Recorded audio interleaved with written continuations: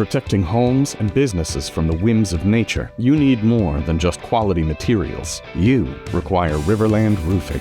Licensed, insured, and certified, Riverland Roofing offers not only the assurance of excellence, but a tailored approach to your unique structural needs and budget.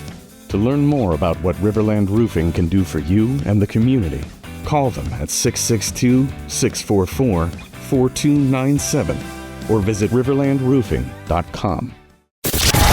You're listening to Talk of Champions, an Ole Miss Spirit podcast with Ben Garrett. It's time! It's time! It's time! It's time! It's time!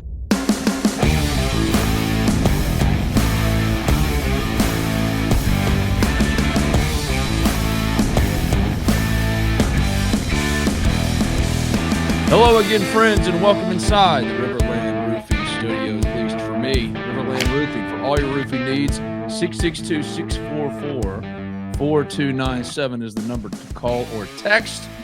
Hit them up online at riverlandroofing.com. Zach Berry and I write and talk about your Ole Miss Rebels all day, every day at the Ole Miss Spirit. OleMissSpirit.com and affiliate of On 3. Sign up today for the low, low price of $1. You can get full access to the Ole Miss Spirit for as low as $1 by going today and signing up. We'd love to have you at the Ole Miss Spirit, OMSpirit.com. Hey, Zach. Hello, Ben. Good morning. How are we doing? We're doing. Quinshon Judkins scored 3 touchdowns in the national championship game. The last AP Top 25 poll released, and Ole Miss was number 11. So, yay, in playoff contention. And then FanDuel for next year gave Ole Miss the 8th best odds to make the national championship. Meanwhile, our friends at On 3, Ari and Andy Staples, Ari Wasserman, did not put Ole Miss in their way too early top 25. The season is over. There are things to consider. Ole Miss also got another transfer commitment, more firepower for a remade offense. A lot to cover in this edition of Talk of Champions on this Tuesday, January 21st, 2025. First of all, your reaction to one Quinshon Judkins getting the 3 scores in the national title game. I think we can finally say it. We've been talking about this since this time last year when Ole Miss and Quinshon went separate ways. Was it the right call? We tried to talk about returning Ulysses Bentley, the number 1 returning running back, or highest graded returning running back in the SEC. Henry Parrish, not allocating that much money that he was asking for a non-premium position. But here we are on January 21st, 2025. Quinshon won the argument. He won the debate. Yeah, Ole Miss. I mean, I'm at the place now where it's just like, what hurt Ole Miss all year? An inability to run the ball. Now they should have certainly added more pieces to the offensive line. It wouldn't have been all that much better. It wouldn't have been what Quinshon did at Ohio State, winning a title, getting his 3 tutties in the national championship game. Could have just as easily been the offensive or MVP of that game. They didn't have the offensive line that Ohio State had. You watch what Notre Dame was doing with an offensive line and run blocking. Almost didn't have that. So I'm watching it last night as Ohio State wins another one. First thing thinking, man, Ole Miss could have beaten either of these teams. And also Quinshon should have, pay him what he was owed. But also it was more than that. You splurge a little bit for juice, give a little bit more money to offensive linemen. Either way, the season is over, and the same questions we had going in are the same questions we have coming out. And now we look ahead to 2025-26. I mean, I think it's a lot of hindsight, and of course, it's easy to say that now. I've been telling people that I've talked to, people on the board, whenever this topic comes up, and I wasn't in the room when Walker Jones and the folks at the Grove Collective were doing these deals, but I think it's safe to say, and maybe I don't think I'm overstepping my boundaries here. If you give Quinshon Judkins what he was asking for, you're probably not getting Walter Nolan. You're probably not getting Princely Umami-Ellen. And I'd go as far to say you probably don't get Trey Amos. And that way you're trading a running back for, 3 pieces of arguably the best defense in Ole Miss history and the best defense in the SEC in 2024 and a legitimate top 5 defense in the country. I know he played well. I wasn't surprised at all. I thought that he would do well at Ohio State. You He's splitting carries with Travion Henderson, who is a stud. You've got a really good offensive line, and there are a lot of weapons around him. So it was easy for him at times to run against a light box because you're worried about Jeremiah Smith and the other wide receivers that Ohio State have, Emeka Egbuka, and the tight end's really good. So yeah, there were a lot of variables that allowed Quinshon Judkins to be really good in that offense. And that's not taking anything away from him. I mean, that's just, you got more weapons. It helps. I think you're right about the offensive line. I think that was the bigger issue. I'm sure Judkins would have had a good year with Ole Miss, probably a great year, but the offensive line had its limitations. And ultimately, you look at the games, Ben, we watched them all. Ole Miss could have made the playoff without Quinshon Judkins. Mm-hmm. There were some coaching decisions, kick a field goal here or there. The running back thing, whatever. Like, we know, we've seen the numbers. You asked the question over and over. Kiffin gave the answer. I don't know if it was ever going to be any different. But the point is, Ole Miss was, one game away. And you kick your field goals against Florida, you win in the swamp, you're in the playoff. You, get a stop on 4th down against Kentucky, you win that one, you're in the playoff. So I know Ole Miss fans, are we're probably angry watching that last night. It's whatever. From everything, it's college football in this day and age. The only thing I could think of was that's Ole Miss's single season rushing record holder for yards, carrying Ohio State to a title, which it just used to not be that way. It's a different era. I do agree with you to a point. I still think they would have gotten a Walter Nolan. I still think they would have gone above and beyond to make sure they got the Princely Monmiellans and the Trey Amoses, but it would have cost them someone. It would have cost them multiple people possibly. And if you look at the makeup of last year's roster, it does beg the question, well, if you'd have paid that out, would you have even been in the same place? The defense been the same, been as strong, the best modern era defense, I think, for Ole Miss in its modern era history. Like there's a lot of things you could say about paying that out, but at the end of the day, Ole Miss needed a running back, and the running back that they let go away won a title on Monday. And it was just a nice little crappy cherry on top of a Sunday of disappointment for Ole Miss this year. But they were right there. You're right. At the end of it, if Ole Miss makes the playoff and the same still happens and Quinshon goes on and wins a title, no one's saying, well, what happened? It's just because the number one question for most people from last year was, well, why isn't Ulysses Bentley playing, or why didn't you do more for running back? Blah, blah, blah, blah, blah. In that way, Quinshon, did come out with his performance last night and with the totality of the season now behind us and say, maybe you should have. But that's ifs and buts. At the end of the day, Ole Miss was built to win, was right there, and had every opportunity. It's not just because they didn't sign Quinshon Judkins, but as far as that one particular argument, it's hard to argue against the fact that Quinshon could have helped them. But I do agree that that it's so much easier to say it now. It is so much easier to say it now.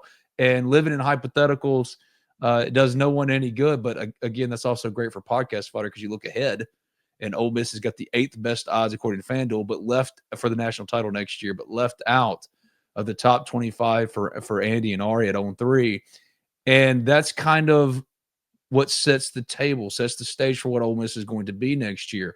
Upside that is appealing, is exciting, but there aren't a lot of knowns. There aren't a lot of, you got this coming back. There are only a few. Caden Lee is one of them.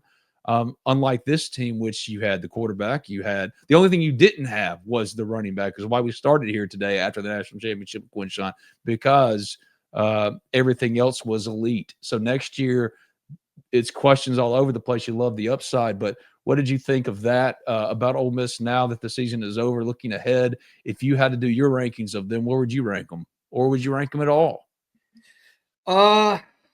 Yeah, I mean, it's kind of hard. Like, I know people are mad about the rankings, and look, it's Andy and Ari's opinion. It's not wrong. I mean, you can argue and give your opinion, but at the end of the day, that's their opinion. It's fine. It's hard to rank Ole Miss in the top 25. I'd probably put them bottom, in the 20s. There's some pieces to like on the offense. You look at the last couple of years, Ole Miss has finished in the top 12 3 out of the last 4 years in the final AP poll. So Lane Kiffin and company are doing something right. The common denominator, obviously, in those final rankings, Jackson Dart and Matt Corral were quarterbacks. So experienced guys that were under center. And so I'm sure that's the pause with Andy and Ari, right? It's Austin Simmons and the talent's through the roof. Everybody's excited to see what he brings, but he's never started a game. So I understand the pause there with putting Ole Miss in the top 25. And look, this stuff doesn't matter. No. This is just stuff we talk about in the offseason, so it's fine. But, yeah, I mean, I don't think it's, like, crazy outlandish that Ole Miss was snubbed. And, look, you got a favorable schedule. You got a lot of your tough games at home, and you spend extended periods of time at home. You have a couple tough road games, and then you come back to Oxford for extended period of time. You have a couple more, and then you come back and you close the season out in the state of Mississippi. So I think the schedule is a lot better for Ole Miss this season with more games at home. And historically, in the last 5 years, Lane Kiffin's been very good at home. So, yeah, I mean, Ole Miss not in the top 25 with a first-year starting quarterback that's only thrown a couple passes here and there. Sure, it's okay. I do think there's a lot to like about this Ole Miss team and the additions via the portal and a lot of the starters coming back on defense, the younger guys that are coming back on defense that are ready to take that next step. And I'm really excited to see what this offense looks like with Austin Simmons and a revamped offensive line. All right, let's play a little high-low Buffalo. The high of what makes you bullish on Ole Miss next year, the low, why you maybe are hesitant to rank them or rank them similarly if you want to do those things, like Andy and Ari, and then the wild card, the Buffalo, what can make Ole Miss become that playoff team next year? Because at the end of it, now that the season is over, Ole Miss finishes number 11, won 10 games for the third time in 4 years, an objectively successful season, but getting to the next level is going to take what makes you bullish? What's your high? What makes you a little tentative? Your low? And give me your wild card Buffalo for Ole Miss in 2025-26. I mean, I think the high is obviously the defense and what Pete Golding has done in a couple of years and how good it was. I think you've got some really good pieces coming back and Suntarian Perkins. You've got some DBs that are out there that have played a lot of football. I like the younger group of defensive linemen that are coming in. They probably didn't play as much as most would have liked them to play in 2024, but I know that Randall Joyner and that staff are super high on, the Cam Franklins. Jan Brown was a freshman All-American. You got William Eccles. Those Cam Beavers, these younger guys that have been, waiting their turn. And you throw in a Deshaun Womack and you throw in a Prince William Mielen. And then at linebacker, Pupal's gone. You bring in 3 linebackers that I think are going to really help you. And it's 3 that have played a lot of football. I put up the Pro Football Focus numbers and how many snaps these guys have played, and it's a lot. And then, yeah, look at what's on offense with you add a couple really good tight ends. I mean, Luke Haas gets forgotten about a lot because it happened so early in the portal. I think that's a legitimate, bona fide, like big wide receiver that you've added to the offense to go with Daquan Wright. And I think you've got Shakai Mills-Knight. I mean, we were talking about Quinshon Judkins at the start of the show. Judkins had a great freshman year. I don't think it's crazy to think that Shakai Mills-Knight could do something similar to that. You get a Keelan Lacey, a guy that you wanted out of high school, takes a little, brief stint at Missouri, and then now he's at Ole Miss. And then you bring in somebody like Trey Hall, a little bit of a change of pace. Kind of reminds me a little bit of Jerry and Ely. And Kiffin was pretty good at figuring out how to get the ball to Ely and make him effective. So that could be what Trey Hall's role is. So I'm pretty high on both sides of the ball. I think obviously losing huge pieces, but I think that both offensive staffs have proven that you can put some pieces in there and kind of figure things out through the first 3 or 4 games of the year. And I'm excited about what Ole Miss has got on offense at wide receiver. You get a Dejon Stribling, you get a Trey Wallace from Penn State that put up monster numbers in an offense that's really not catered to wide receivers. I think the athleticism that has been added to that room is what's impressive. You know, both Caleb Odom and Trey Wallace are both former basketball players who are, you know, big time leapers, can go up and win one-on-ones. I mentioned Stribling, big physical guy that's played a lot of football. And then the slot guys, I like what they've added on the inside with Deuce and I'm drawing a blank on his name. Traylon Ray from West Virginia. Traylon Ray. So they've got a lot of speed and a lot of athleticism, and I think that's going to bode well for Ole Miss on offense. And then for the low, I mean, it's, you know, low hanging fruit here, but I mean, it's Austin Simmons. He's never started. A lot of pressure. You know, how is he going to handle, you know, stepping into the limelight? You know, you're no longer, you know, that's the old adage, you know, everybody's favorite player is the backup quarterback. You know, he put up a pretty lofty Instagram story post last night. Yeah, he did. Took a picture of Ohio State celebrating and said that Ole Miss is going to get there. Which, hey, you want that in a quarterback. And you kind of you want the maybe not necessarily like a defensive back's mind where you want those corners to just be, you know, nobody can beat me.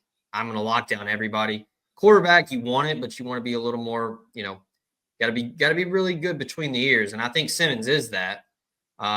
We've talked a lot about how mature he is, you know, leaving high school so early and having to, you know, essentially grow up and become a young man in a college football program, even though he's younger than everybody. So that's the obvious low. It's just he's never started. And then you throw in the other low hanging fruit. That's the offensive line. How different will it look with the additions? You know, I like what they added with Kudus, and I think some of the freshmen are going to get a chance. You know, I think they got a couple 4-star freshmen that are going to have their shot at getting in that 2 deep. But you bring back Cam East, you bring back a lot of guys that have already played SEC football, and then you throw in a PJ Watkins and a Delano Townsend. So how are they going to piece it together? Can they stay healthy? I think that doesn't get talked about enough, Ben. The offensive line wasn't great, but there were a lot of banged up couple weeks, you know, little nicks here and there where guys had to be shuffled around, and, you know, there weren't, you know, guys were playing a little out of position at times, or, you know, hey, I might have played tackle, but that was, you know, in high school or my freshman year. And then now they're having to do it on, you know, at the SEC level, and it's not easy.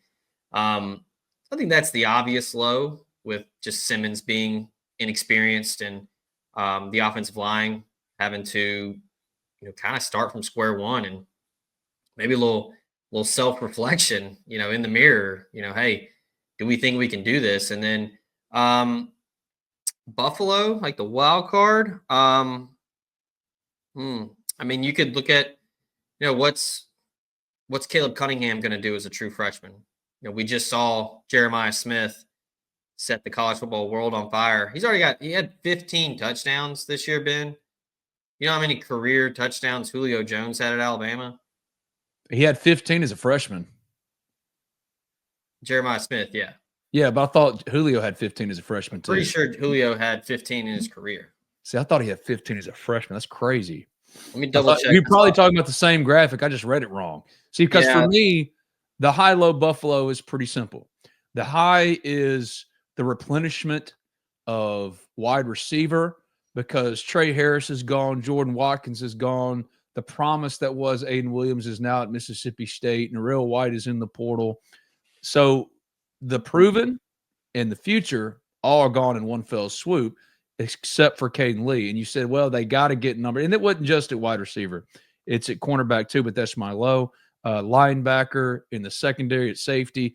There are a lot of positions Ole Miss had to add numbers, but wide receiver, the room was barren outside of Caden Lee, and they've completely overhauled that room. Trey Wallace, the Penn State wide receiver transfer, the top receiver for Penn State last year, he is now in the fold, joining Dejon Striblin, like you mentioned, and a number of other players with upside that maybe didn't do it at their previous stop last year, but Ole Miss absolutely loves in Caleb Odom. And I love, like you said, what they did at tight end. They have 3 tight ends. You can see some, 13 personnel with the New Mexico tight end transfer with Luke Haas as a big wide receiver and also at tight end, Daquan Wright returning and being probably the number one option for a young Austin Simmons as he gets his feet underneath him.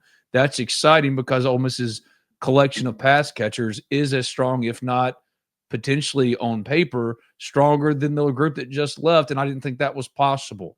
And for a quarterback, even with the schedule being favorable in terms of home games, a quarterback that doesn't have any run really under his belt, having that is where it starts. You got to have him be comfortable. And I love what he put on Instagram. I love that Austin Simmons isn't running from it. He's not a part of baseball anymore. If you watched Talk of Champions earlier this month with Mike Clement, I asked him the question, is Austin there? He said no.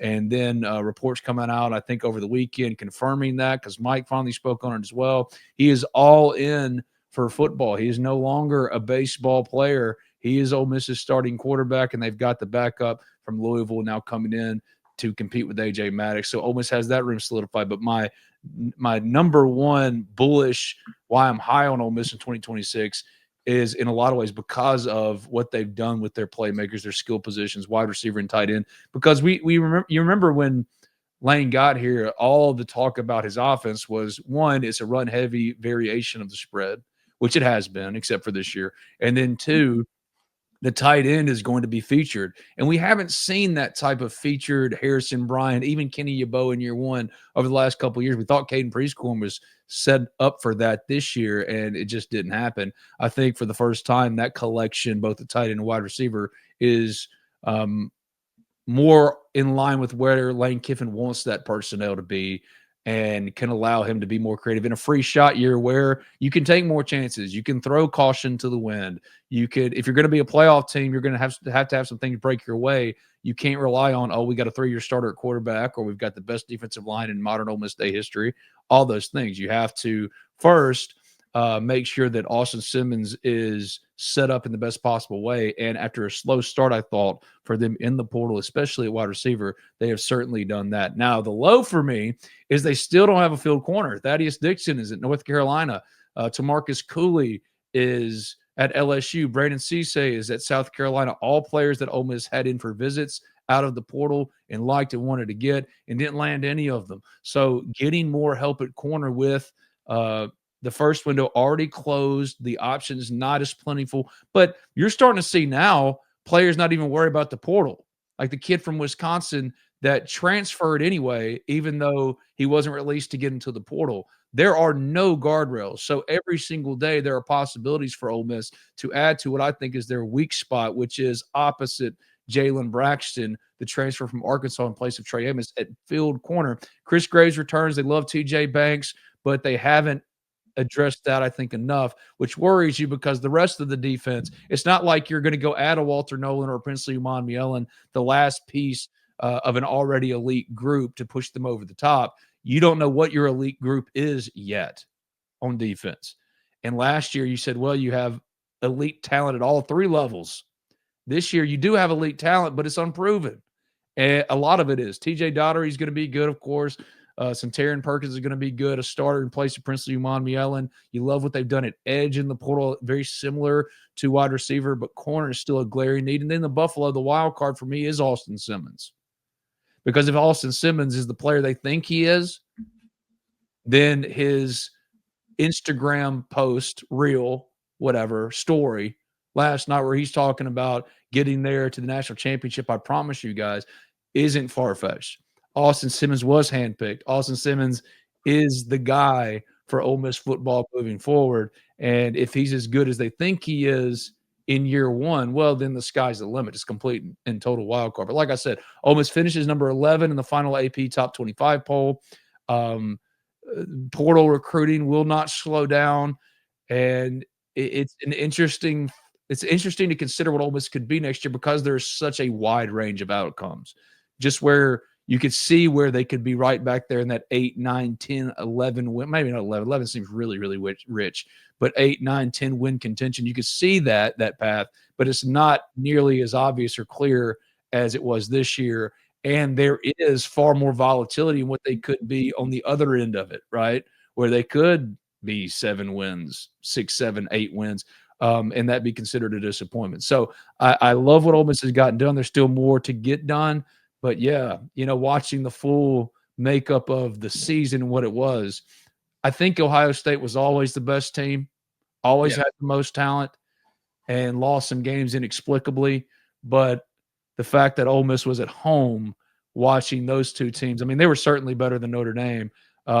It's a hard pill to swallow, I'm sure, if you're an Ole Miss fan, only because now you don't have the same knowns and guarantees as you did with this team coming in. And for 2025-26, that is both a scary proposition and also a really fun proposition because Ole Miss could go any number of directions. They would be nothing if not interesting next year. Let's hope they're interesting for all the right reasons. This is Cali. With C-Spire's blazing fast nationwide 5G network, she's got her fans in the palm of her hands. Live streaming her Mississippi Blues from her phone wherever she is. To out there wherever they are. Right now, get the latest 5G phone on us. Only at C-Spire. Customer inspired. Protecting homes and businesses from the whims of nature, you need more than just quality materials. You require Riverland Roofing. Licensed, insured, and certified, Riverland Roofing offers not only the assurance of excellence, but a tailored approach to your unique structural needs and budget. To learn more about what Riverland Roofing can do for you and the community, call them at 662-644-4297 or visit riverlandroofing.com. I thought last night, if you watched the game, if you're being realistic, I don't think Ole Miss at its best is beating Ohio State at its best. I think Ole Miss at its best could beat Notre Dame at its best. You kind of saw it last night. You get off to a fast start, get off to a 2-score, 3-score lead, and it takes Notre Dame out of its game. And Notre Dame just couldn't keep up. Made it interesting late, but I think that was a little more of just Ohio State, hanging back, not playing as aggressive defensively because it was essentially over. But yeah, I think if Ole Miss played Notre Dame on a neutral field at full strength, I think Ole Miss could beat Notre Dame. But Ohio State was too good. They lost by 1 on the road to Oregon. It was a really good team. And then you lose the weird rivalry game to Michigan. But then, they kind of figured it out, it's playoff time. Let's get our heads on straight. And the best roster in the country won. So, that was kind of one of those with Will Howard, you're driving the Bugatti like, hey, 10-2, let's not wreck this thing. Tons of weapons. The offensive line was outstanding. Multiple pros in the front 7 on defense. And, arguably the most electrifying player in college football in Jeremiah Smith. Chip Kelly was just having fun out there calling plays. And I love the call on 3rd and 11, playing to win, man. Throw to Jeremiah Smith. Yeah, you did the whole running thing, but get that man the ball, the best player on the field, get him the ball. And I love that. And it does, though, or watching it did make you kind of think of what if it could have been for Ole Miss. Like if Ole Miss had not lost to Kentucky, got into this field, and now that we've seen the field and watching Ole Miss all year, what they could have been. But ifs and buts are candy and nuts, right? I will say this one thing. I don't understand why college football's final game, the national championship game, isn't on New Year's Day. That is college football's day, is New Year's Day. And waiting until January 20th in 2 weeks worth of NFL playoff games, there wasn't the same type of aura about the game last night going in. Maybe it was just because the SEC wasn't in it. I don't think so. When you think about the first year with everything on the table, kids can get paid as much as you want to pay them. More teams than ever have an opportunity to get in. All this freedom of movement, everything about the sport. So many positives. In my opinion, one of the most fun seasons in a while because of that unknown and anything could happen possibility. Mm-hmm. But man, we need the power, the power brokers of this sport, the administrators, to really take the reins here, figure something out in regards to guardrails. One thing you're seeing is that college coaches unanimously voted to have one portal window for 10 days after the new year. Not just that, but a salary cap would be great, right? Or a salary floor and salary cap to make sure that schools are at least trying to go out there and get things done, but also not this unfettered capitalism, which is allowing Carson Beck to go make $4 million in Miami for a year. Now, congratulations to Carson Beck. It's good money if you can get it. But this sport, as fun as it was, when it plays this national championship game, how it utilizes its attention windows where everyone is paying attention just to college football, it's lacking in that way. And you felt that in the national championship game. You didn't feel that same type of build. This was not the Super Bowl, college football's version of the Super Bowl, which feels like an event. It felt like a Monday night, football game of MAC action in a lot of ways because it just didn't have. So for next year, nothing will get done probably. It's still going to be the same absolute mess. But if I could ask for one thing for next year for all teams, that's a little bit of an idea of what the rules are, because there are no rules right now. But I think Ole Miss is going to be right back in it. Lane Kiffin has had Ole Miss winning 10 games essentially every year for the last 4. So I believe in what Ole Miss can be next year. But this year will always be one of, man, what if they had paid Quinshon?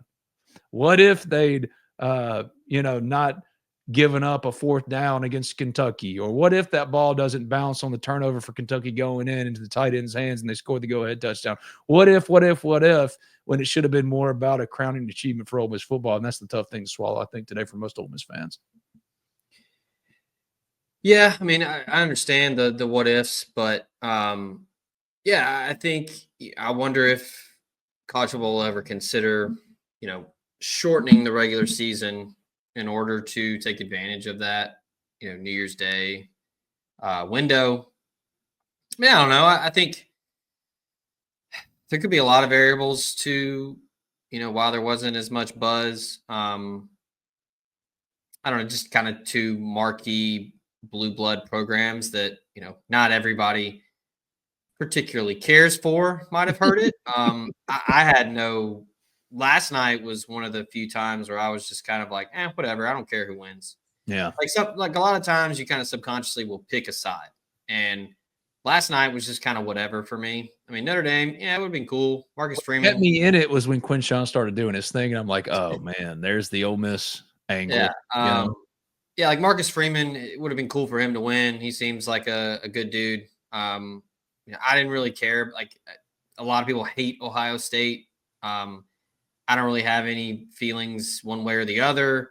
If anything, you got, 3 Ole Miss guys on that team. Say what you want. Davison Igbenogson starting at corner, man. Yeah, we're talking about needing another corner, and Davison's over there doing the thing and winning a title.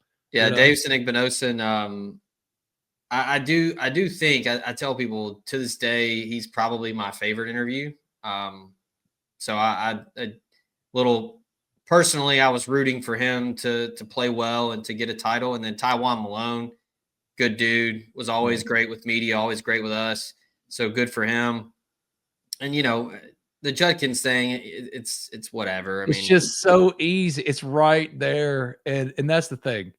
It's like there's no gray area. It's like, they should have paid him, The thing that everybody conveniently forgets, and I understand fans are, take it personal, and it's a different thing in college football with fandom. But I have it on pretty good authority that he was not liked by most people in that locker room, and it really came to a head in that Peach Bowl. And I mean, I was at the game. You could see it. You could see it on TV.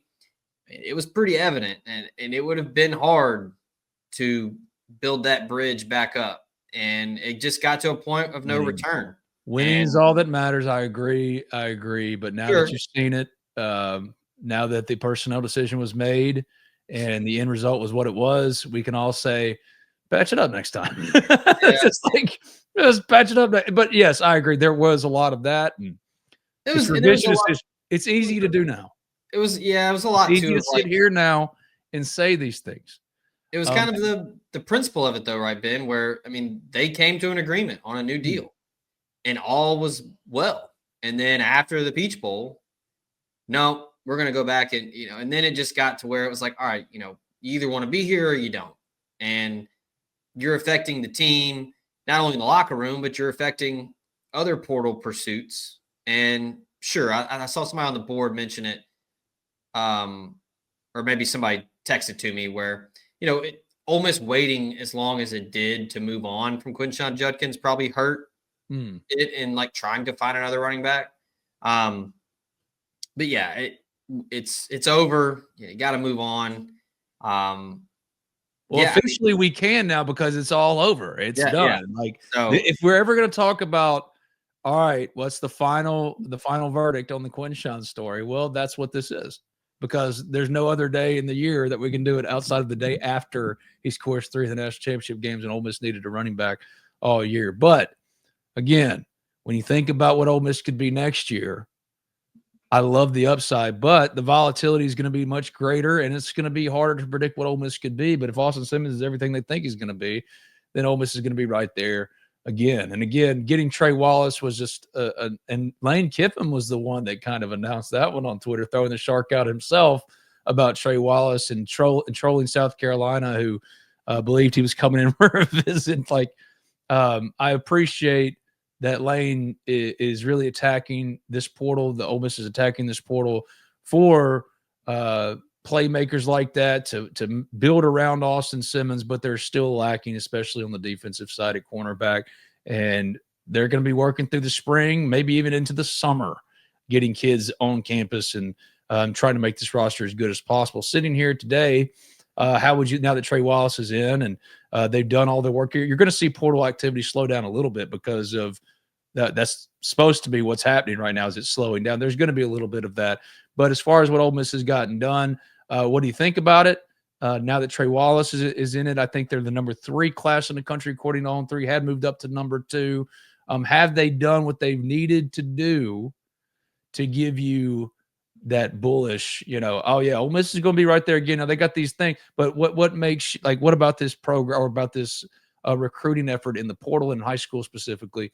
Where are you now? Has Ole Miss done enough, right? Because I love what Ole Miss could be, but this isn't the same type of portal that they've had in previous years. This isn't, getting Walter Nolan to go with Jared Ivey and JJ Pegues and then Princely Uman to push you over the top. This is actually building out an entire new roster.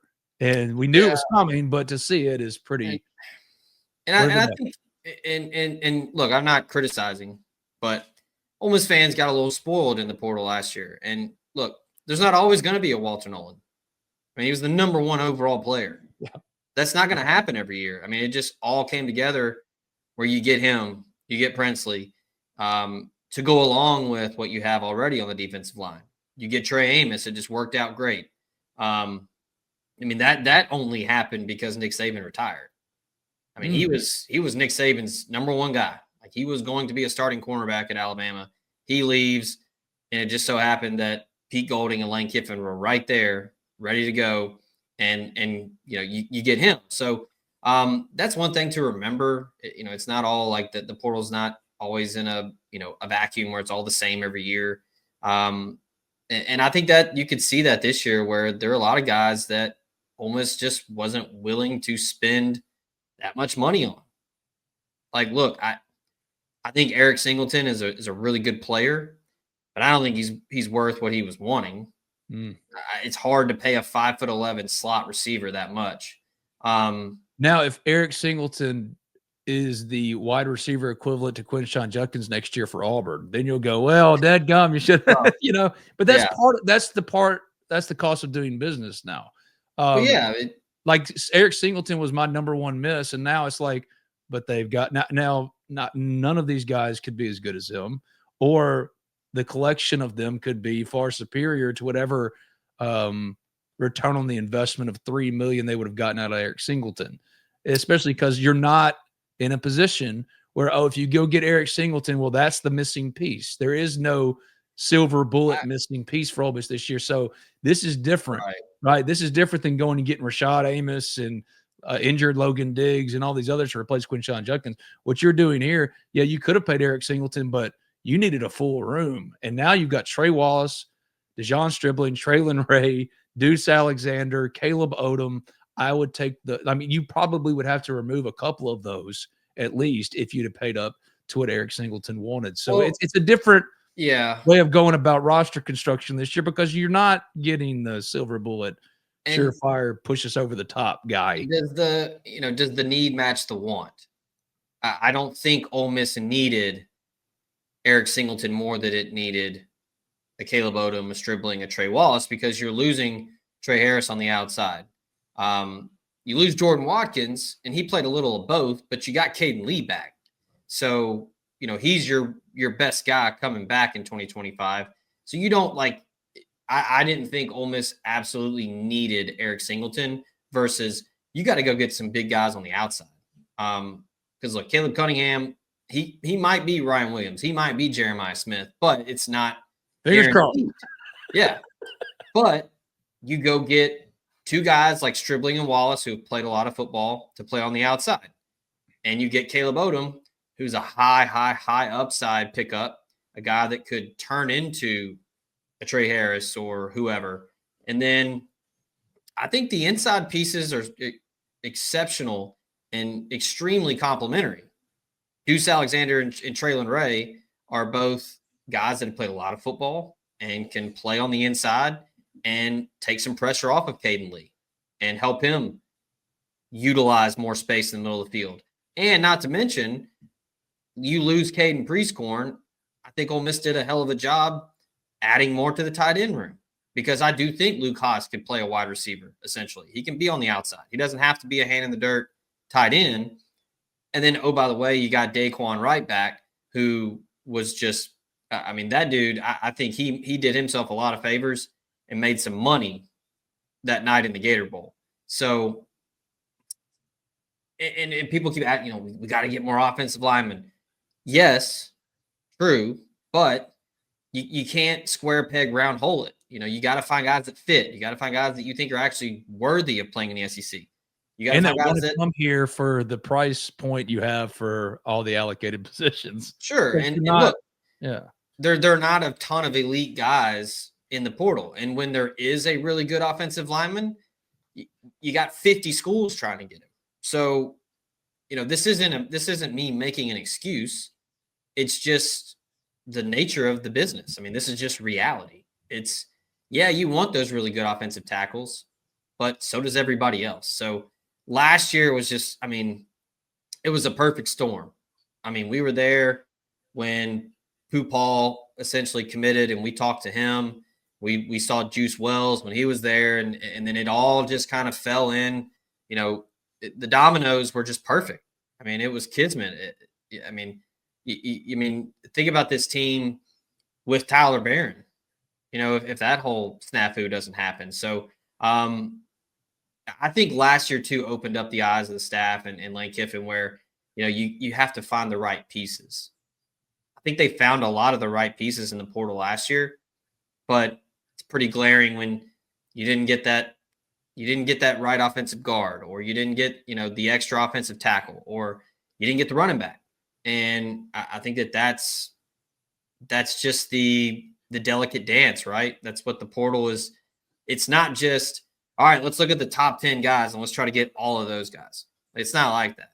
I don't think anybody thinks that, but it's not that simple. You gotta find guys that mesh, that fit in. Kiffin, talks a lot about the culture of the program and how they've done a really good job of bringing in a lot of transfers who buy in. Because, that's a valid concern, Ben, when people are like, well, you're doing these 1-year rentals. Like, they don't care about Ole Miss. They don't care about Oxford, blah, blah, blah. And sure, that's probably true. There are probably some guys that are just, I'm just here to play football. I don't care. I'm going to leave in 8 months. But I think the staff has done an exceptional job of not only getting talent, but getting guys to buy in. And I think it's pretty palpable when you see a guy like Pooh Paul put out his whole announcement, that he's leaving. And, I think it was genuine. I think he actually was torn and wanted to stay. Walter Nolan, I talked to plenty of people that said that he was thinking about it. And people are like, that's insane. But he genuinely felt like Ole Miss and the staff made him a better player and a better person. There was the conversations about other guys like, Trey Harris, you reported on that there was, some rumblings that he might try to come back. And, his was more because of some of the draft feedback in regard to his injury stuff. I Sure. still wrote it in there. Should have been clearer, but it's fine. You weren't wrong. But yeah, I mean, like, I think there's something to that where it's not just, I'm just here to play football. Mm-hmm. Like, they like being at Ole Miss because of what the staff has been able to do to provide a locker room that is, welcoming to guys that are coming in for 1 or 2 years. I mean, I think that was big why Jared Ivey stayed, Jordan Watkins, JJ Pegues, like all these guys that were transfers that could have left early or could have gone somewhere else. They decided to stay. And I think that's why, Jackson Dart, I mean, that's a big one. Ulysses Bentley, he, hindsight probably should have left, but he didn't. But there's a reason why they all stayed. So I think that's what's important to remember when talking about the portal is so far the track record this staff has put out there is they're going to find the pieces that they can put together in a roster and put 22 guys on the field that are going to give you the best chance to win. And, they're going to actually have a little, give a shit when it comes down to it, where it's not just, well, it's a business. I'm just here to play. And then I'm going to go home and I don't care. I think that's hard to do. I mean, look at Florida State, Ben. I mean, I think that was kind of their issue. They had a lot of guys that didn't jive. Had some guys that didn't like it, didn't like being there, didn't perform well in week 1 or week 2 and then quit or, went to shell. Ole Miss had a group of guys that competed. Look, there could have been guys that laid down and quit and just said, the hell with this after the Kentucky game. They fought back. They battled. They won that Georgia game. They gave themselves a shot. There was legitimate worry from Ole Miss about opt-outs after LSU. Yeah. Oh, yeah, because that was, like early October. That was when everybody kind of thought, like, it's over. But, yeah, it's a credit to the staff and a credit to the leadership on the team that they hung in there and, played it till that Florida game when it was, and look, there was still a chance. I mean, people were having conversations before that final selection show about 3 lost teams getting in, and Ole Miss was one of them. So, look, you see, final ranking was 11 this year, 9 last year. The 2 years before that, it was 11. So you're right there. And I think that that's important. I know that's not what Ole Miss fans want to hear. I know it sucks to lose and no one likes it, but at the end of the day, this program has really taken the next step. And I think it's because of Lane Kiffin's ability to maneuver and finagle the portal in a way that it helps Ole Miss to, level the playing field with the Notre Dames, the Ohio States, the Oregons, and those other schools that, have more money, have more resources. And I think that Ole Miss is in a great spot and probably going to stay here for at least the near future because of what they've been able to do and how crafty they've been with the portal. This week in Ole Miss sports, Ole Miss basketball as of today, according to Joe Lunardi of ESPN, is a 4 seed in the NCAA tournament. That's coming off of its first SEC loss of the year at Mississippi State. But, of course, last week won at number 4 Alabama. the first top 5 road win for Ole Miss in program history. And then Alabama turns around and beats Kentucky and drops 102 on them after Ole Miss held them to 64. So, yeah, you lose your first ACC game, but Ole Miss took the in-state rival to overtime, almost pulled it out, and actually got rewarded because in basketball you get rewarded for good losses. And when bumped up a couple spots in the net, I think they're like number 13 in the net now, which is the greatest, greatest net ranking in Ole Miss history. Number 17 in Ken Palm's rankings. Also, according to Ken Palm, as I was looking at it, Ole Miss is projected to go 22-9 overall, 11-7 in the SEC. Yeah.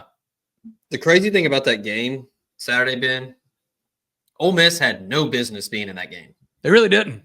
57% from the free throw line, out rebounded by 30 almost. Had no business. Defense travels. Yeah. I mean, they cut it to 8 at the half, and then came out, shot better in the second half, started rebounding, started getting turnovers. So I think that's the positive here. And I know, moral victories suck and all that, but you lose games in basketball.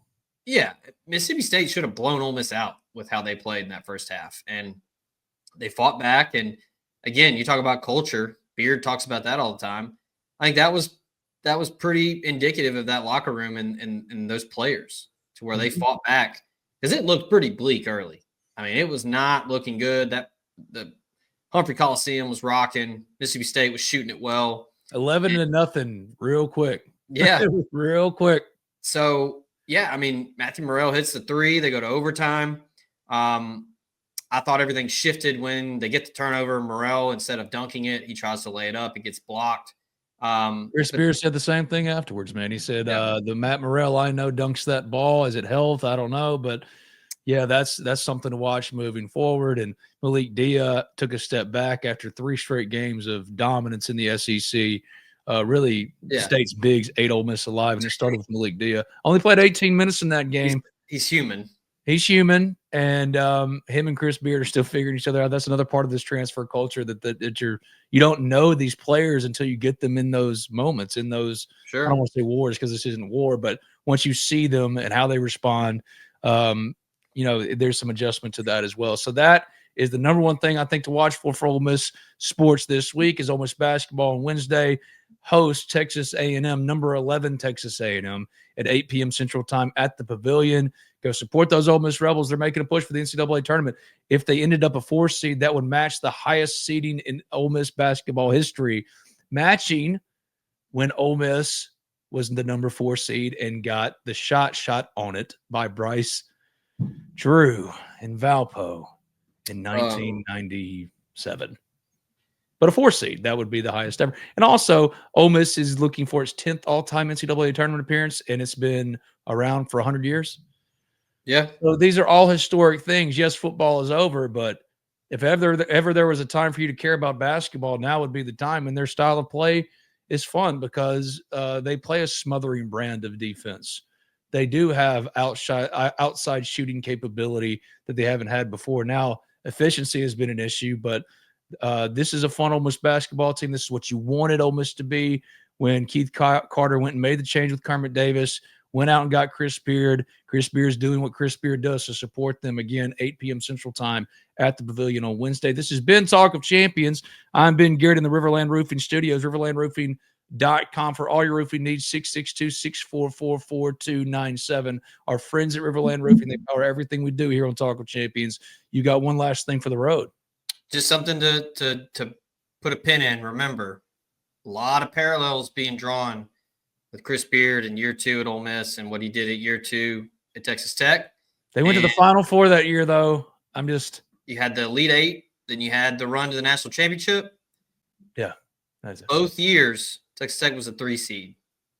So maybe that 3-4 spot is kind of the sweet spot for Chris Beard. So don't tease me with a good time, Zach. Interesting parallels there. But I'm excited to see what they do this week because they got a pretty tough stretch coming. But basketball is fun again.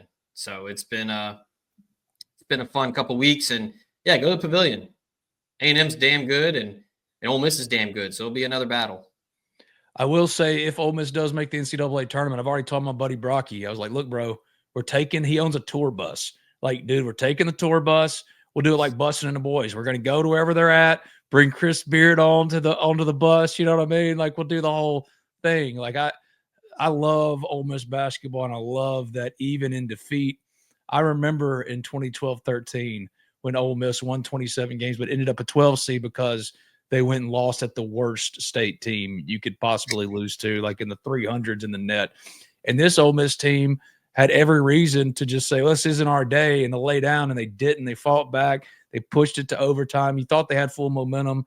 The block on Matthew Morrell was the turning point. But everything about this team is what you've been looking for if you're an Ole Miss basketball person. Ole Miss hasn't been a basketball school for as long as I've known it, my 38 years of existence, outside of pockets of enthusiasm. Chris Beard's building something that can last. So go support them on Wednesday, 8 p.m. Central Time. Our thanks again to Riverland Roofing. Riverland Roofing for all your roofing needs, 662-644-4297. He's Zach Berry. I'm Ben Garrett, at Spirit Ben, at Zach_Berry on the Twitters, X. Check out our stuff at the Ole Miss Spirit, omspirit.com, and affiliate of On3. Sign up today for as low as $1. Thank you, Zachary. We'll do it again. All right, buddy. Catch you later.